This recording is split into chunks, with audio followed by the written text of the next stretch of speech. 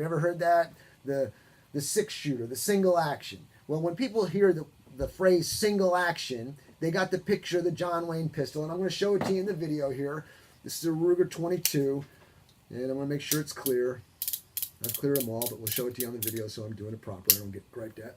Okay, now, this is a single action.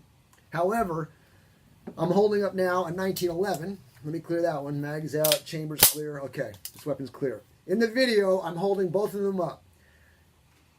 Old school, you're not going to hear this anywhere else but me. People look at me like I got two heads, okay, when I say this stuff. But I've got a revolver, the single action revolver in my left hand on the video, and I've got the 1911 in my right hand. They both consider these single actions. However, if I was to say to somebody in the classroom, point to the single action, they're going to look at me, well, there's two of them, which one? Well, right, you don't know. There's got to be a difference between the two. So let's go to the cowboy pistol, or the cowboy revolver. A single action revolver, this that I'm showing here, to shoot this weapon, you must cock the hammer first, then pull the trigger. You must do that every time. Cock the hammer, pull the trigger. Cock the hammer, pull the trigger. To me, that's two actions, okay? But I'm not getting there. What I'm getting at is this. There's only one way to shoot this gun. You got to cock the hammer, pull the trigger. So instead of me calling this just a single action, for clarity purposes, I'm going to call this a single action only. Because the only way you can shoot this gun is to cock the hammer and then pull the trigger. Now, when we look at this gun that they're saying is a single action, there's a difference between this one and this one.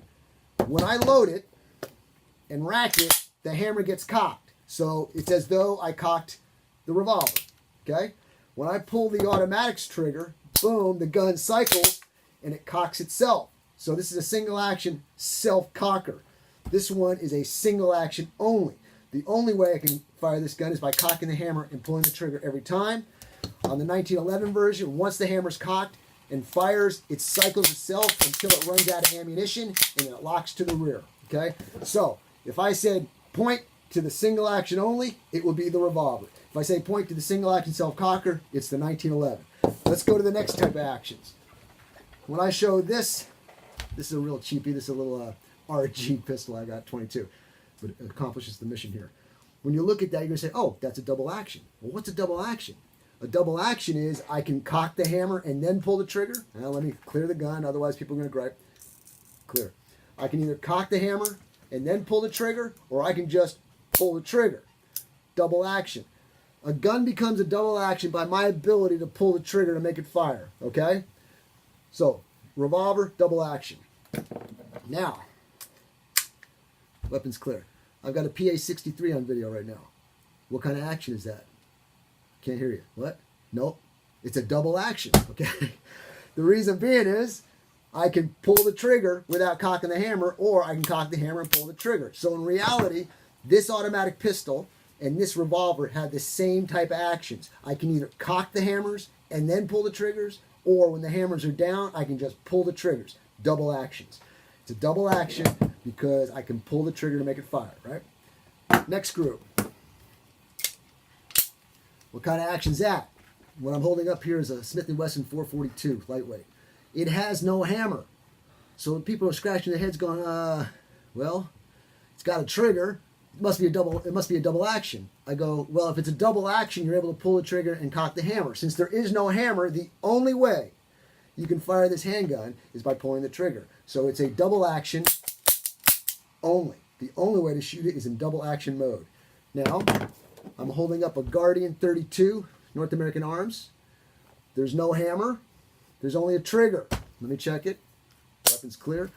Okay. The only way to shoot this gun is by pulling the trigger. That's a double action only. So I've got a revolver and an automatic pistol with the same types of actions. So now you're saying, well, why is it so important? Well, I'll give you a couple different reasons why. A few different reasons. First reason would be, let's say your hands aren't that big and your fingers are short. You may not want a handgun that has a double action trigger, because when you go to grab it, your finger might not be long enough to pull the trigger because it's got such a long trigger sweep, okay? The other reason might be, well, there's good things about a double action. You can do cocking the hammer, pulling the trigger. But if you got small hands, this might not be the best for you. You might want a gun that's more like this with a single action trigger. where the trigger has a very small reset, or trigger pull. If you'll notice, it's a minimal amount of pull on the trigger as compared to the double action where you got to sweep it to make it fire. Okay. Here's another important reason. I'm doing this very fast because I'm limited on time. But this is what we teach in the seminars, all these different actions and how they work. Another important reason to know how these action works can be put into our round robin competition. If I've got 5 of these guns laying down here and they're all different types of actions, but I'm familiar with how actions work, I can say, oh, I'm coming up onto a double action only because I only see a trigger and there's no hammer.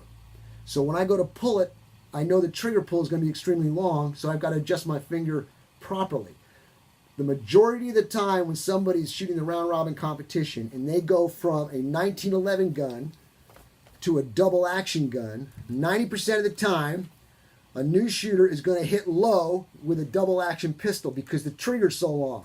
They're not saying to themselves, I'm going from an easy trigger pull to a long trigger pull, I've got to compensate. But if you understand actions and you see the gun, you can recognize them. Now, people are going to say, well, that's not always true, Matt.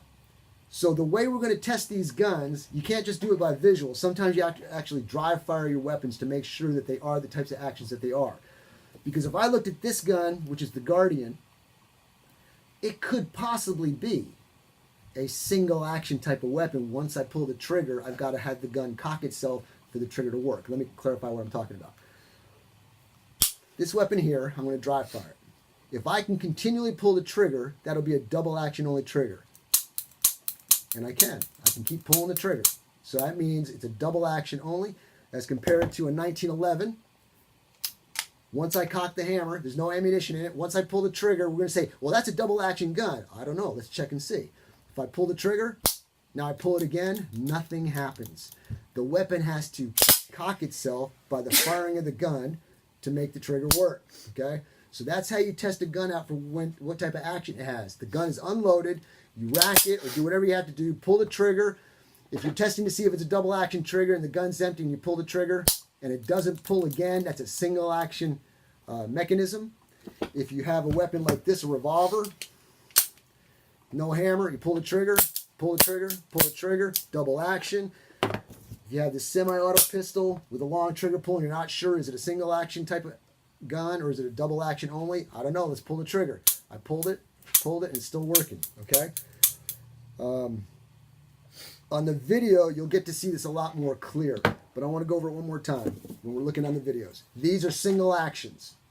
The hammers must be cocked before they are able to fire. The difference between the revolver and the semi is I've got to do the revolver every time. Semi-automatic, I cock it the first time. Once I pull the trigger, it cycles itself. The double action, I can either cock the hammer, pull the trigger, or just pull the trigger. That's a revolver.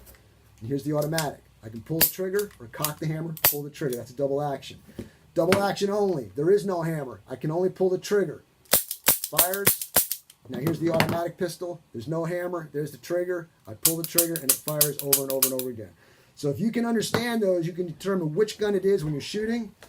You can determine what kind of gun you want to pick for self-defense. You can look at your hands, length of your fingers to determine, do I want to reach for the trigger or do I have a comfortable grip where I can reach the trigger no problem. Like on this revolver, I have a large hand. My finger's long. I can reach the trigger no problem. If I go to a 1911 where the trigger is much shorter, I have no problem either. I can manipulate the trigger very easily. But if I have a very small hand and I'm on a big gun, which let's say it's this one, and all of a sudden the gun's crooked in my hand because I can't reach the trigger, that's no good because when I go to shoot, the gun's already crooked. The gun's got to be straight in my hand. And if the finger is too short to reach the trigger, then the gun's not right for you. Okay, so there's all these different things to look at. When you see it on the video, probably come Tuesday, you'll get a better visual of what I'm talking about. Or you can take a class, the License to Carry class, October 6th. I'll be doing these types of things in the class as well. And then, of course, in our seminar on the 27th, it'll be full-blown. We'll go from A to Z and show you all the little tricks of the trade. But this is a great thing to learn, especially if you're going to do the round robin, because I see it all the time. People shoot low when they come to a double action trigger. Joel, let's take a break, and when we come back, we're going to have Master Cindy Key doing something physically abusive to me for your benefit. So we'll see you on the other side.